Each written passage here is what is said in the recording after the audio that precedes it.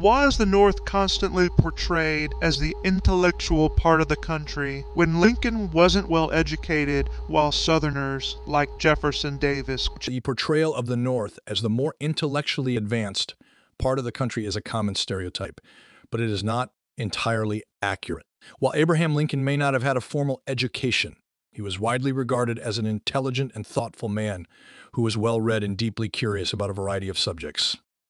He was also a gifted speaker and writer, and many of his speeches and writings, such as the Emancipation Proclamation and the Gettysburg Address, are still widely studied and admired today. On the other hand, Jefferson Davis was indeed well educated, having graduated from West Point and having served as a U.S. Senator and as the Secretary of War under President Franklin Pierce.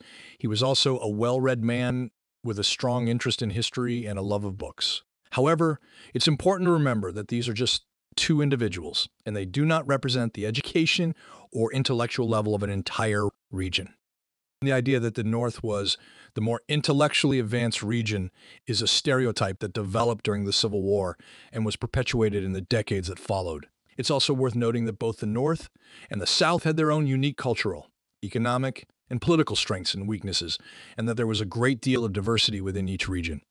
The idea of a monolithic North or South oversimplifies the complex reality of the time and can lead to misleading or distorted perceptions.